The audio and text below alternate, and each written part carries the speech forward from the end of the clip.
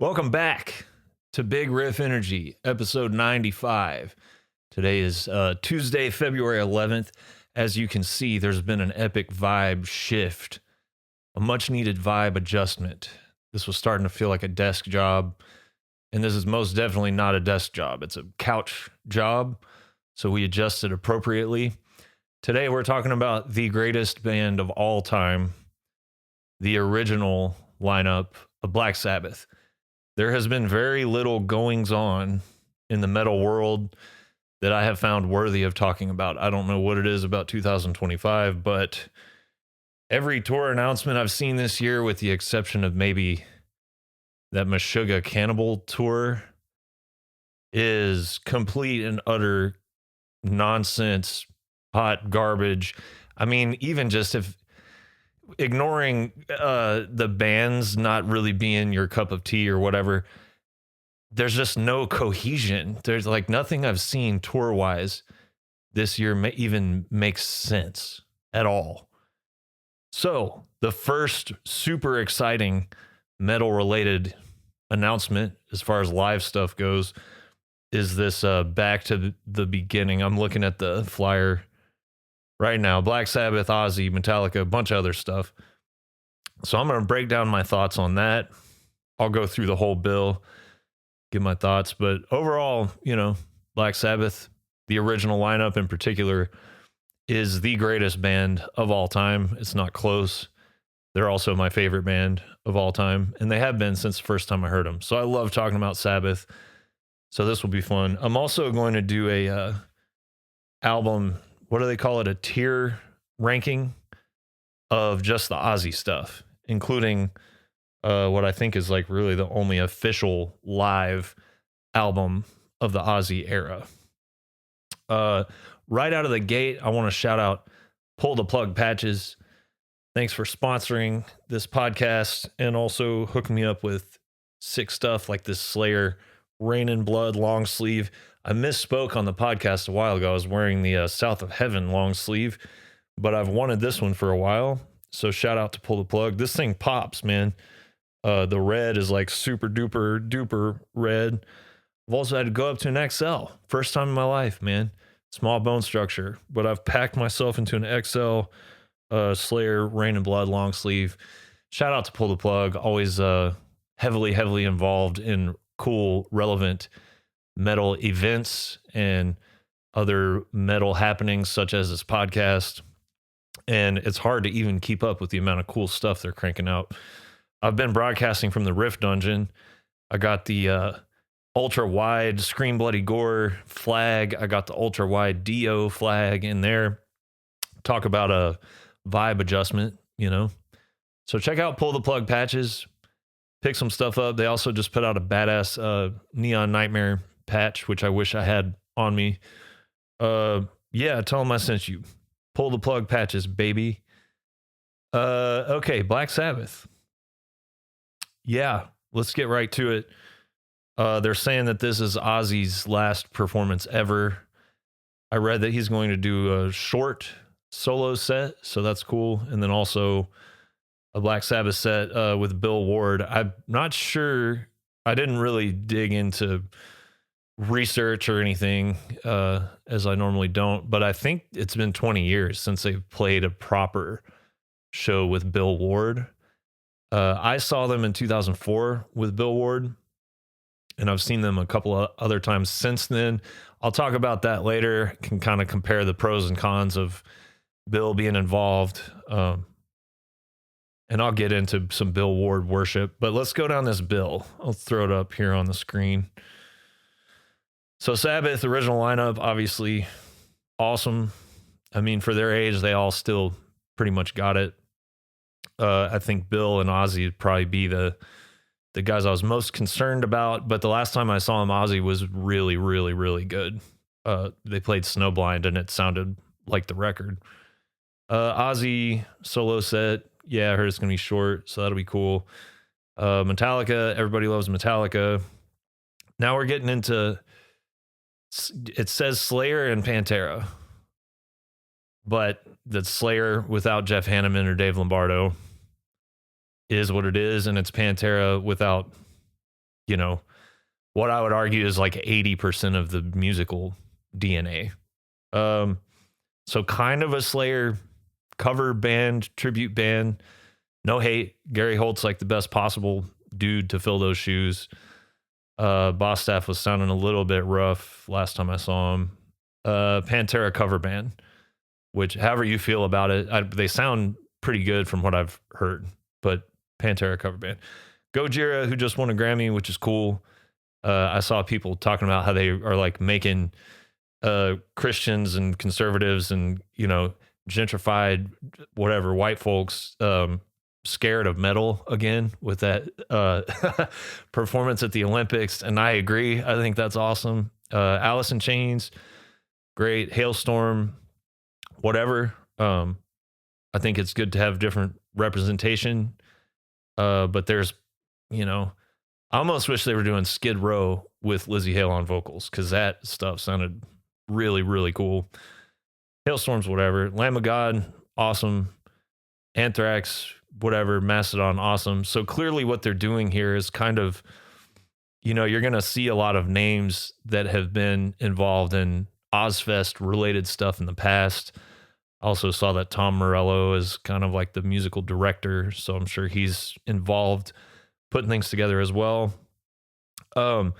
With the actual, so those are like the actual bands playing, I guess. The two glaring things to me, and my phone blew up when this thing got announced. People just like all kinds of different opinions and feelings, mostly positive. But yeah, shout out my friend Tato for pointing out the biggest glaring omission, which is you have three of the big four: Metallica, Slayer cover band, and Anthrax, Scott and Charlie, essentially. But you're missing Megadeth. Where are they, man?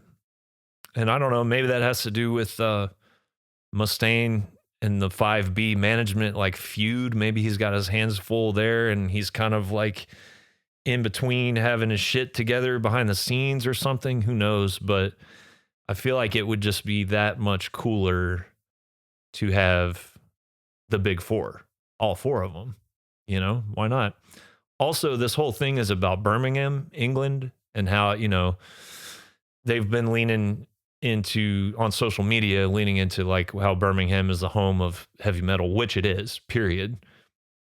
So where's Priest? Like, you don't have to have Maiden. They're from like the London area, I think. But Judas Priest, like Sabbath invented metal, but never called it metal. There's another pretty obvious band that came from Birmingham that took that and ran with it and really was the first band to self-identify as a metal band. So where are they, man? It's who knows? Maybe they have other obligations. I haven't seen Priest's schedule. Maybe they're on tour. I don't know. Like I said, I didn't really look into details, but I mean, they should, like, if there's any way to put a hole in the middle of that tour and do this show, why wouldn't you do that? So then you have like solo performances, I guess, or maybe these people are all going to do collab stuff. Billy Corgan from Smashing Pumpkins, which, yeah, he rules. I was listening to the radio the other day, and the most like cliche stock, you know, uninteresting Smashing Pumpkins single came on, like the hit Bullet with Butterfly Wings. And compared to the previous like 3 or 4 songs I heard, I could not believe how good it sounded. Man, those two Pumpkins, well, those 3, the first, second, third, they just sound, whether you like the music or not, God, I couldn't believe how good it sounded. So you got Billy Corgan, David Draymond from Disturbed, probably singing The Sound of Silence or something, Duff from Guns N' Roses. Oh man, I wish I could be there to throw sandwiches at my friend Fred Durst, who's, what the hell is he going to be doing? Like crying in a high-pitched voice on a microphone by himself. Lizzie's doing something solo. Jakey Lee, that's awesome. Our boy got shot trying to interrupt a robbery, which people have been asking where I've been and stuff. But for those of you who were not privy to prior episodes, I've been working on music in the Riff Dungeon. I've been like solely focused on music. I've been also focused on Spirit Adrift live shows, which are going to be happening this year, as it turns out, in Europe. But also, like your boy Jakey Lee, there's people shooting at each other in the neighborhood out here. So I'm kind of just been like dug in. This is the front room of our house, you know. Uh, so I'm glad that Jakey Lee, they winged him. They missed our neighbor out here the other night, but they winged Jakey Lee. But apparently he's good enough to go over there and play some music. So glad to see that. Jonathan Davis, KK Downing. See, that's a little odd that they got KK and not Priest. That almost makes me feel like there's somebody choosing sides behind the scenes or something like that. Mike Borden, yeah. So lots of people that have played with Ozzy. Rudy Sarzo, that's awesome. Awesome. Sammy Hagar, rules. Sleep Token could not care less. Dude, Tobias from Ghost has changed his identity again. Tom Morello, Wolfgang Van Halen. So that's overall, I would give this like an 8 out of 10. Maybe 7 out of 10. If it didn't have Black Sabbath on it, it would be like a 6 or something. But obviously that's a big deal. I'm not a new metal guy. I don't give a shit about any of that stuff. I don't like it. I never have. I didn't like it when it came out. I think I've gotten a little more open-minded about understanding the appeal of some of it. Like the first couple Slipknot records, first couple Korn albums.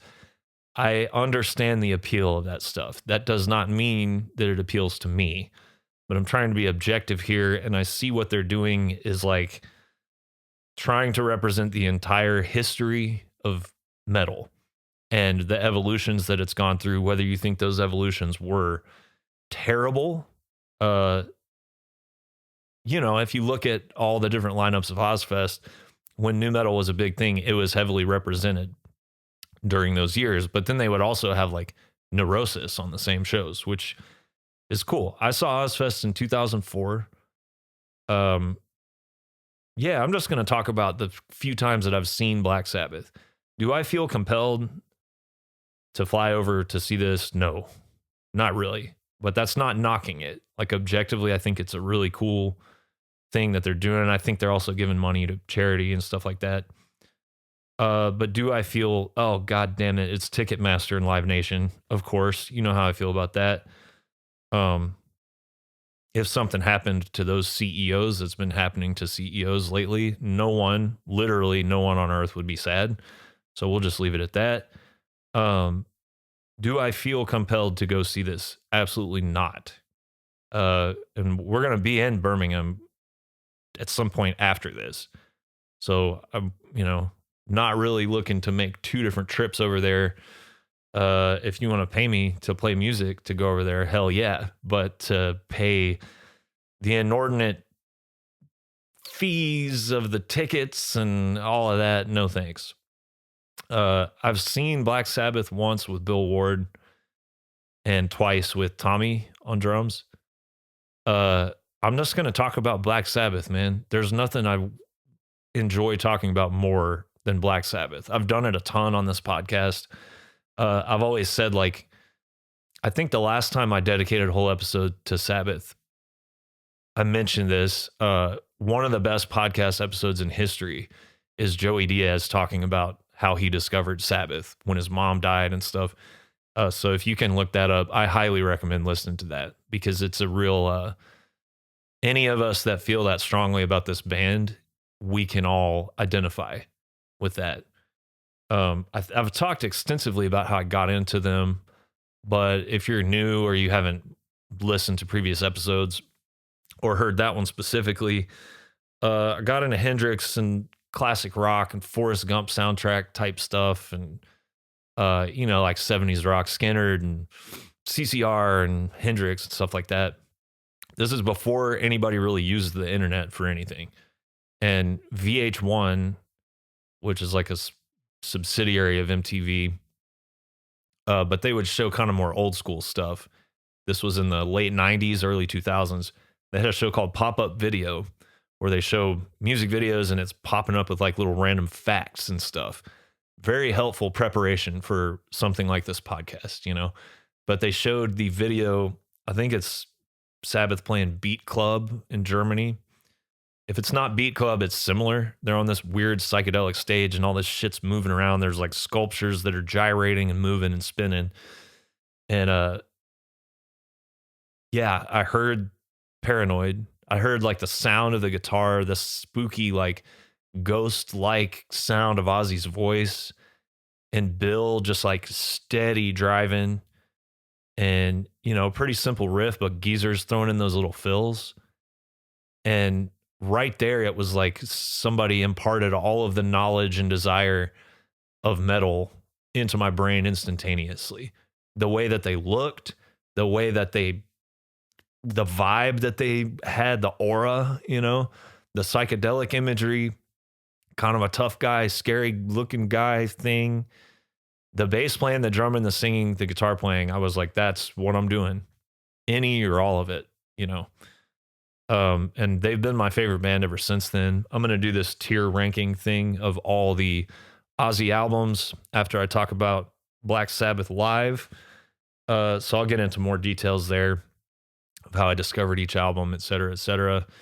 But fast forward, I was probably 12 when that went down, maybe 13. So the year 2000, was buying up as much Black Sabbath, as many CDs as I could get my hands on with like my chore money, lawn mowing money and stuff like that. And 2004, I'm turning 16 and I've only been to like my town had a couple of venues. So I had been to a bunch of shows. I'd been playing shows for a while by then. But I'd only been to like one big show. I think I'd only seen Metallica at that point, where I had my run in with Fred Durst. That is like the most clickbaited thing that's ever happened to me. Yeah, so 2000, that was 2003. So 2004, they announced Ozfest, and it's a bunch of sick bands. Like the second stage was great. It was Lamb of God, like right as Ashes of the Wake was coming out, or they had just finished recording it. So they were playing a couple songs off of it. I think Slipknot played, and that kind of made them click for me to see that whole debacle live, you know. But the big selling point for me and my buddies were the last three bands: Slayer, original lineup with Hanneman and Lombardo, real actual Slayer.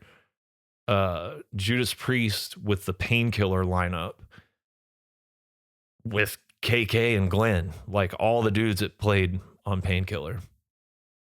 And Black Sabbath with Bill Ward. And somehow me and three of my 16-year-old knucklehead friends convinced our folks to let us drive ourselves to wherever, Kansas City. Yeah, I think that was in Kansas City. And we spent the whole day at Ozfest, but one of the most powerful drugs I've ever felt was seeing Black Sabbath live for the first time. That was one of the, I wasn't on anything, but that was like maybe the highest I've ever been on any kind of substance. And I remember, you know, Slayer just like losing our fucking minds. And Judas Priest came out, and, you know, I loved Judas Priest at the time. I love them even more now. But with their stage show and stuff, Rob was coming out of a giant Electric Eye, and they opened with the Hellion into Electric Eye. They played the Sentinel, and it was like pouring. As the second they started playing, it pours down rain, and the second they stopped, it stopped. I think I've talked about that a few times, and I felt the presence of like actual metal gods, you know? And as soon as they got done, I mean, Sabbath was my favorite band then. They still are, as I've said a million times. And I liked Priest. I would say I even loved Priest. But I just remember feeling like a little bit crushed because Priest gets done and I'm like, well, there's no way in hell that Black Sabbath can top that. It's just not going to happen. But they came out. Ozzy was fucking with the crowd behind the curtain a lot, like cackling in the microphone, getting everybody hyped up. he had been in this near death like ATV accident right before this tour. And I remember him saying on stage, like, he broke his neck and shit, like, flipped an ATV on top of himself, broke his neck, went to the doctor. The doctor was like, yeah, you're out for like 2 years.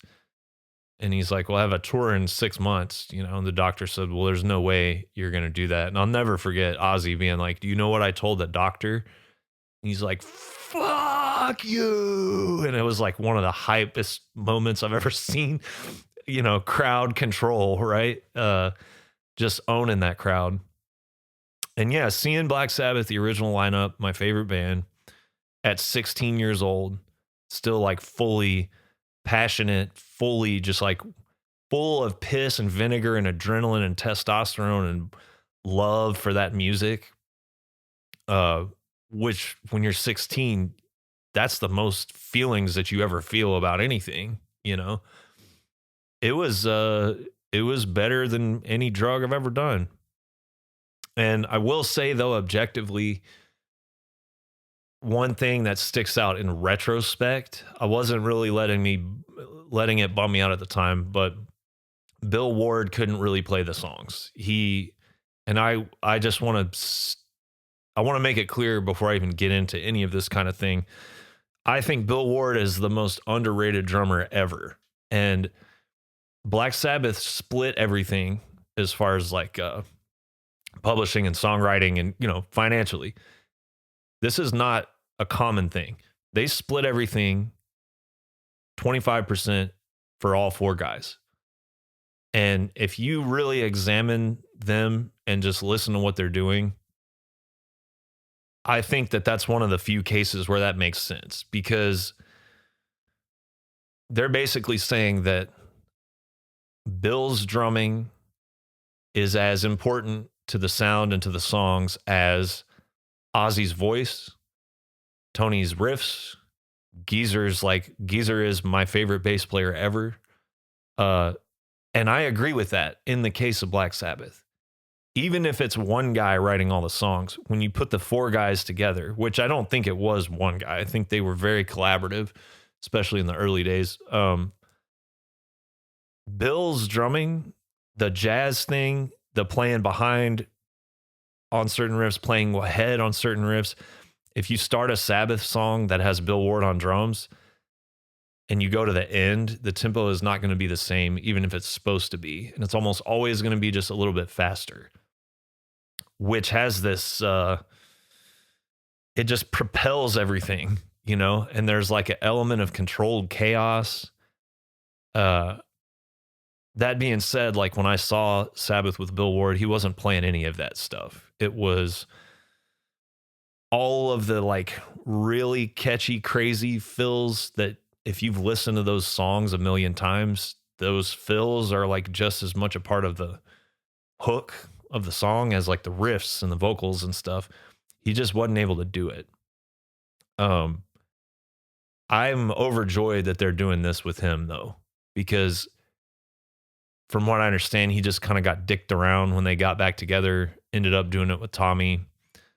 And nobody liked that, man. At a certain point, it almost doesn't matter. For something like this, it doesn't matter.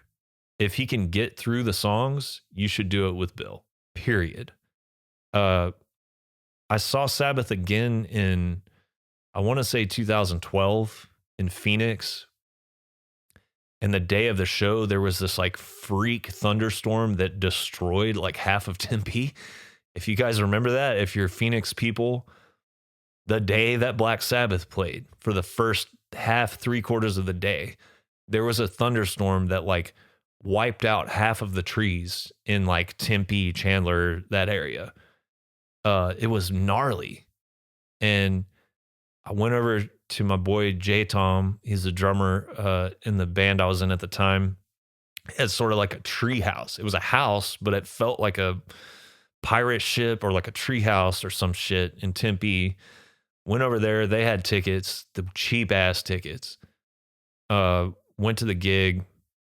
I was still drinking at the time. I remember really not feeling well leading up to it. But then as we're I think we got on the light rail and took the light rail downtown, and the whole light rail is full of like Black Sabbath freaks. And I started feeling better. Went into the show. That stadium or whatever in downtown Phoenix, it's so steep. If you're at the top, like I saw Rush at the top one time, and I was just having a panic attack like the whole entire time. I have a phobia of heights, but only if I'm standing, and only if I have this like weird paranoia that I'm going to fall off the edge of something. So I can do roller coasters. I could probably skydive. I can fly, no problem. But if I feel like I get like vertigo or something. And same shit seeing Black Sabbath in 2012. I'm loving it. It was a great set list. I think they even played like Under the Sun. Some cuts you wouldn't really expect to hear. Tommy was decked out like Bill Ward circa 1975. So he had a giant beard. He had the braids. He had the bandana. He had Bill's kit almost like recreated from that era, like mid 70s Black Sabbath. He was playing like Bill, doing all the jazzy chaos, crazy ass fills, and it was kind of weird because it's like I got to see Bill Ward actually play with them in '04, and it's cool to just see that person. It's kind of how I felt about seeing Pete Sandoval with I Am David Vincent or whatever. Just to see Bill Ward up there, just to see those four guys. Like, let me get it clear. I don't love every iteration of Sabbath, but I love Dio's Sabbath. Tony Martin's Sabbath has some good stuff. Some of the, the random shit, Born Again. There is no band that compares to those four guys. There's just not. I love Vinny Appice and Dio in Sabbath, but it's like, it's heavy in a different way, but it's not the same. There's just nothing that's the same as those four guys together. So to get to see Bill Ward, even though he's struggling, not really fully doing what he does on the records, it was cool. But to get to see Tommy, who obviously worships Bill to the point that he's like, that's some type of shit I would do, like obsessive, like attention to detail. Like I want to give I don't know the guy. I've never talked to him, but from my perspective as a fan, it's almost like Tommy has such a reverence for Bill Ward that he's like, well, if Bill's not going to be here, I want to transform myself into 1975 Bill Ward. So it's almost like seeing those two lineups. I got the best of both worlds because I wasn't fully satisfied with the drumming with Bill, but I got Bill Ward at his peak type of drumming with Tommy. So there's upsides and downsides to both of those situations, but I'm glad I got to see both. But so I'm up in the nosebleeds, like fucking spinning, vertigo. They're playing. I'm spinning and shit. And I had already kind of got a idea of what the set list was going to be, or at least how long it would be. So I'm kind of like, I fucking hate being this high up. They look tiny. You see the interview with David Lynch talking about smoking weed and going to see Bob Dylan. And he's in the cheap seats and he's measuring Bob Dylan on his knee with his fingers. And he's like, this motherfucker is too small. And he had to run out of there. That's what I felt like. So I'm leaving before they're set, I'm ashamed to say.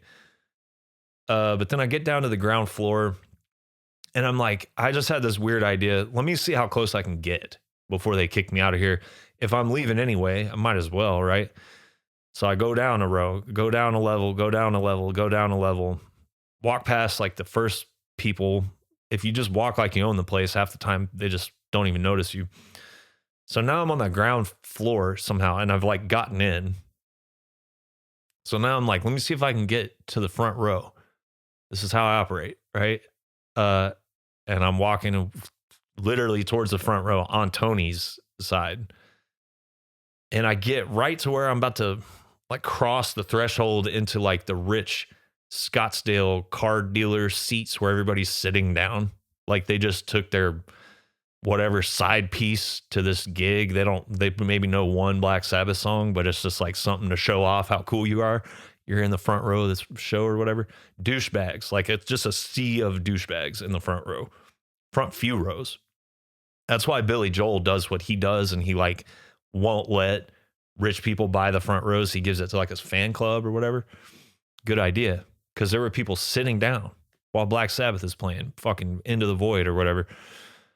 At this point, some security guys like swarm on me. There's two of them. He's like, "Where's your ticket?" And I throw like a straight up Karen thing. I'm like, dude, how many fucking times are we going to have to do this? I don't have my ticket. I just came through here and we just went through this whole thing. You said you were going to remember me, and I sold this shit. They should have given me an Oscar, dude. So it's a big guy and a slightly less big guy. And I'm like, he's like, well, show me where you're sitting. Because I'm like, my friends are over here.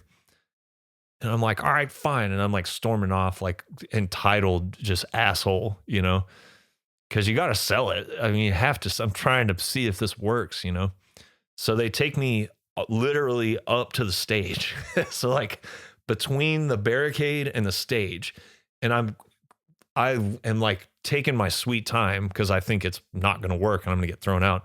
So I'm like 10 feet or whatever, 20 feet from Tony Iommi. And I'm just like staring. And they're like pushing me like, come on, dude, we know that you're full of shit or whatever. And so now I'm looking. All these people are like sitting down and they look like Scottsdale, like orthodontists and shit. Guys that run rehabs or fucking golf with the mayor and shit. And they're side pieces. They're all just like sitting there and they're all dressed up and shit. I'm like, where do you think that you are? So anyway, I'm looking at these people. I'm like, there's no way anybody's going to, these are all snitch ass hoes, dude. Nobody is going to like go along with my story here. And then I see two guys like fucked up out of their minds, vests with like patches and beards and all this shit. And they are like raging. They're like standing on their seats. They're probably in like the 5th, 6th row or something. And I'm like, there's my friends right there. Security guys look at me and I look at them. I'm like, that's where I'm sitting. Those are my friends. And I don't know if they bought it, but I walk over to these two guys and I'm just like, I start screaming and they like throw their arms around me and shit. And I get up on the chair with them. I guess there was maybe like an empty seat there or somebody just wasn't there or something.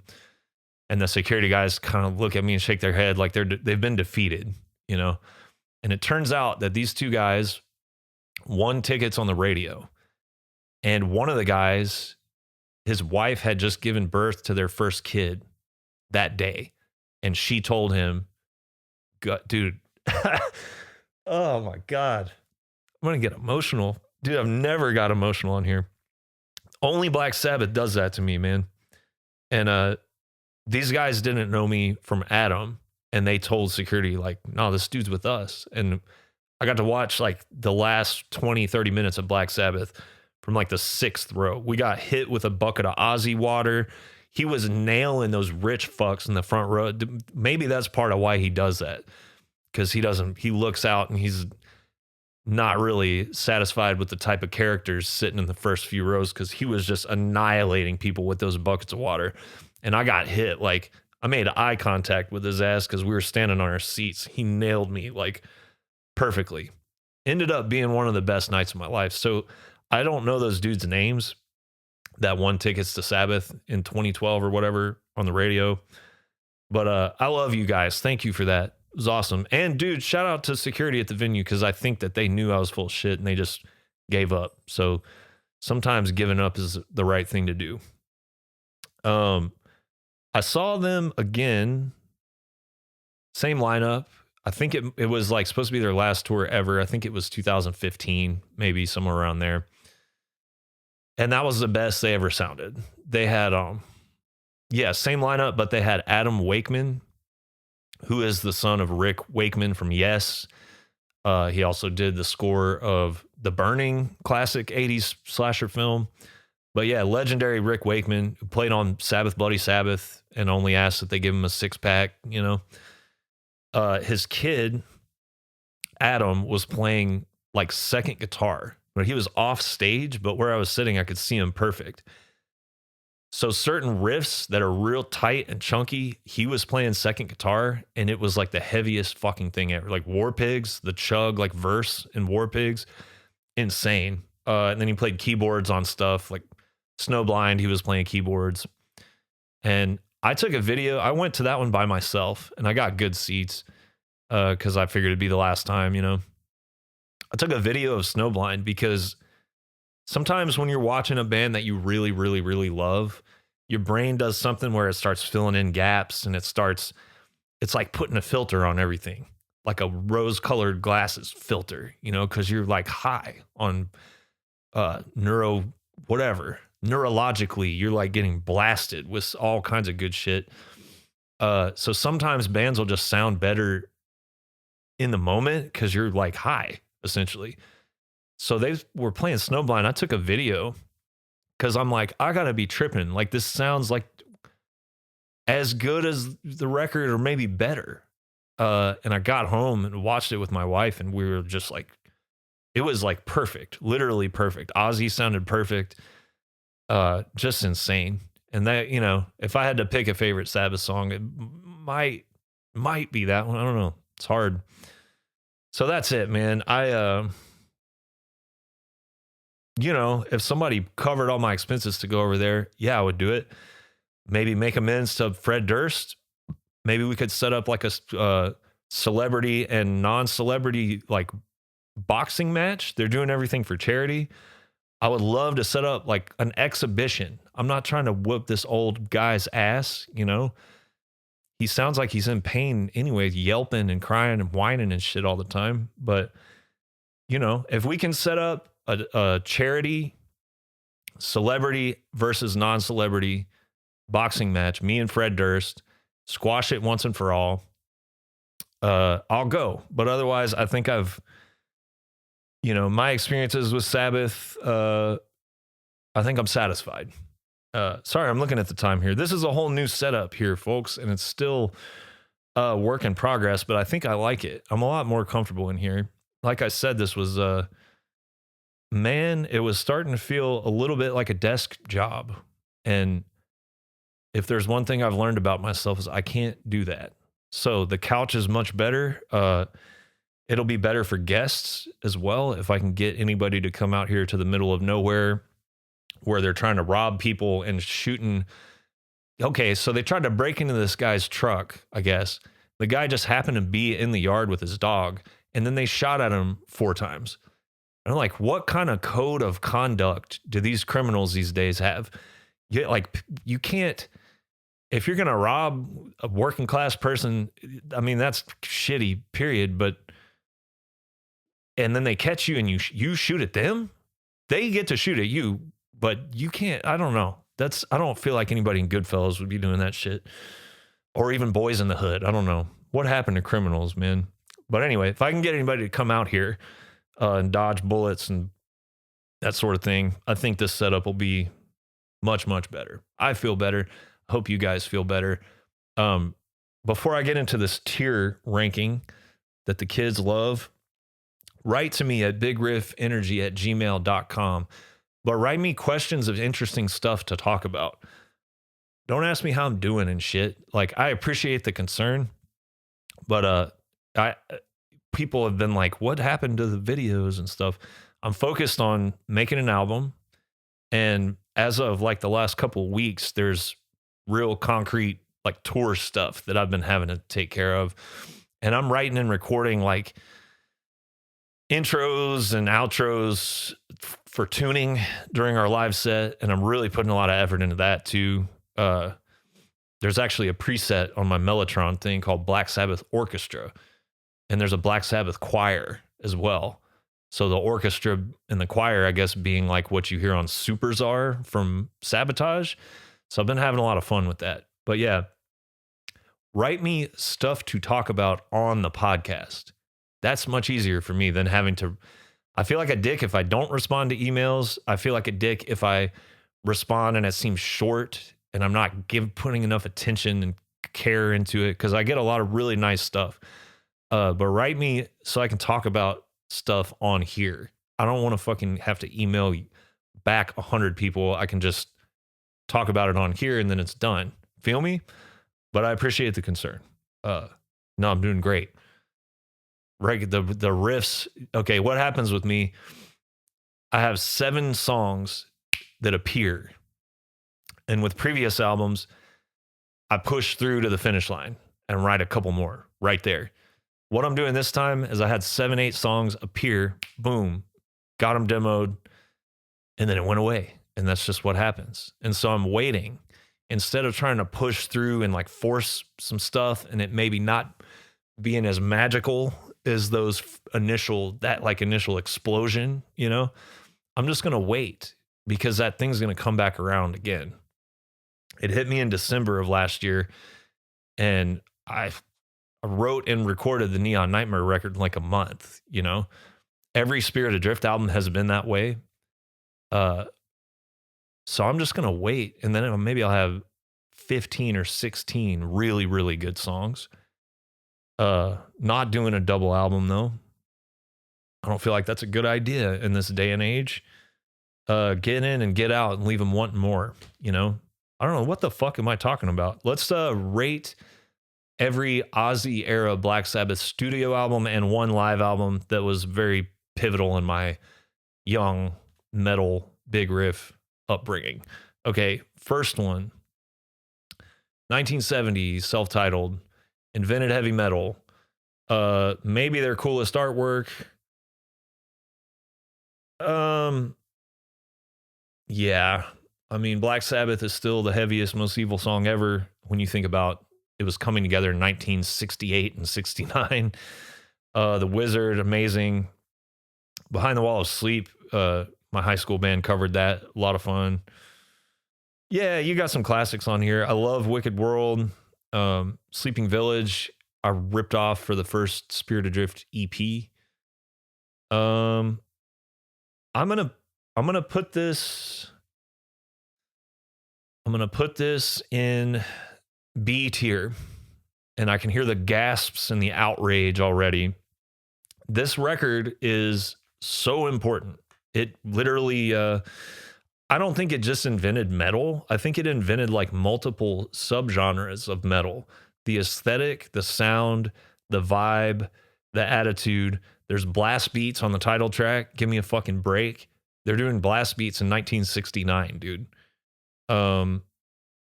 However, it's a little wanky. And Lester Bangs, as much as I think he's a fucking tool and a poser and whatever, I shouldn't speak that ill of the dead. I think it was him that did point out that like there's just a long ass guitar solo on here. Like this was basically just their live set. They went in the studio and played their live set. And at the time, people loved like long ass drum solos and long ass guitar solos and stuff like that.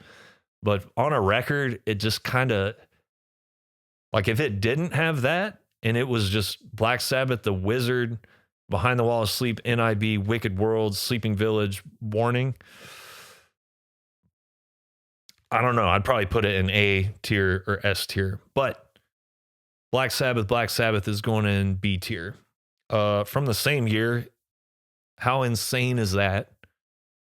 Paranoid, one of the greatest metal albums of all time. This is the first one that I heard. When I saw the video for Paranoid, I immediately went to buy Black Sabbath CD.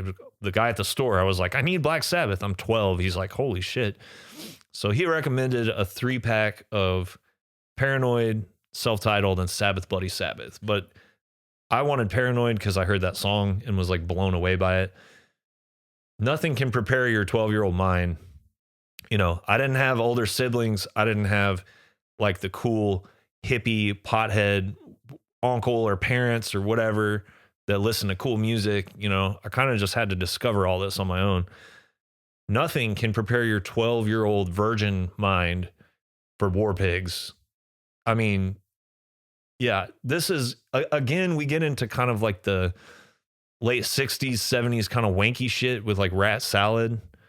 But it works. It's not as excessive and masturbatory as like the guitar solo on the first album. So no choice. Like this is one of those things where you love an album so much that you listen to it so many times that you almost like put other albums higher because you just haven't listened to them as much. You haven't worn them out as much. But if I'm being objective, this is S tier, period. You can't put it anywhere else. Took 2 days in the studio or something and made one of the greatest albums ever made, period. You know, just improved upon everything from the first record. So S tier, Paranoid, S tier, not a doubt in my mind. What's this one from 71? Perfect Album Alert. Perfect Album Alert. Again, I've listened to Master of Reality so much that I almost kind of discredit how good it is because I've just heard it too much, to be honest. But in a lot of ways, objectively, this is the best Black Sabbath record. Even my favorite Sabbath record is Sabotage, and probably Sabbath Bloody Sabbath, but even those, they have a couple songs that are like, but the high points are so high that it, you know, you feel like you're on drugs.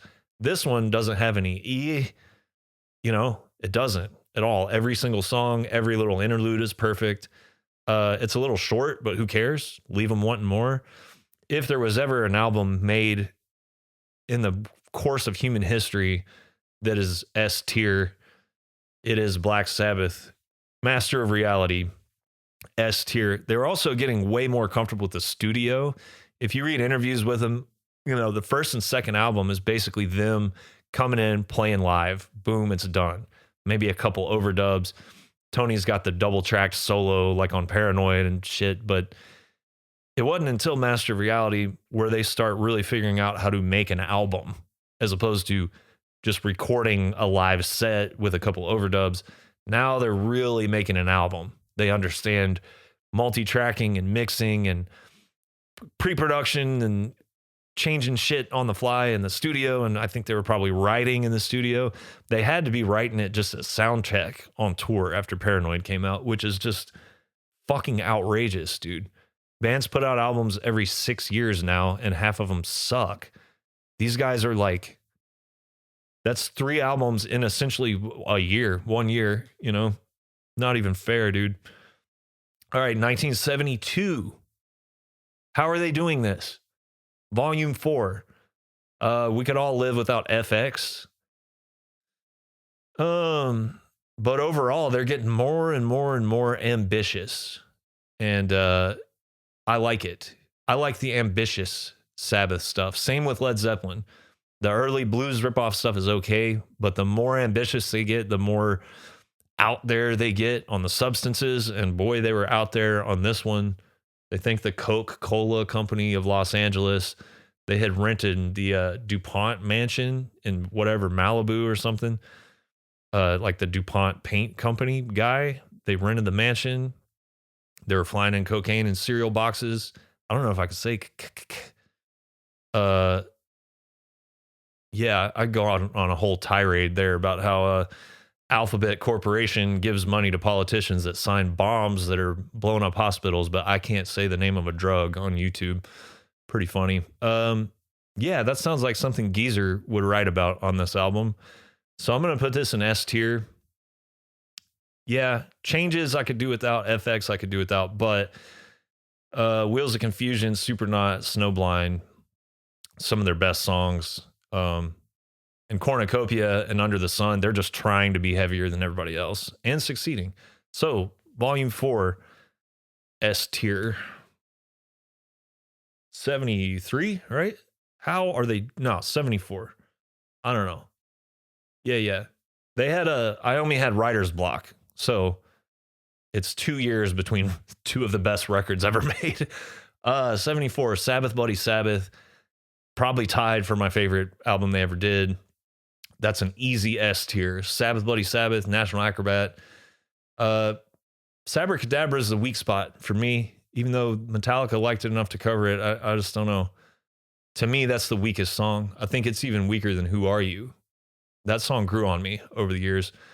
I think the dark horse of the entire Sabbath song catalog is Spiral Architect. I think that's the most ambitious, beautiful song they've ever made. Getting way, way, way out of their comfort zone, you know?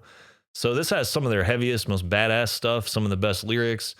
But then, yeah, Experimental and Spiral Architect being kind of their most beautiful attempt at they were tired of getting dogged by the critics. They watched Pink Floyd and Led Zeppelin get all this love from the smart kids and shit, and so they wanted to try to do a smart album, and they succeeded. They didn't change their style to where it was unrecognizable. They didn't sell out. They just made a fucking masterpiece.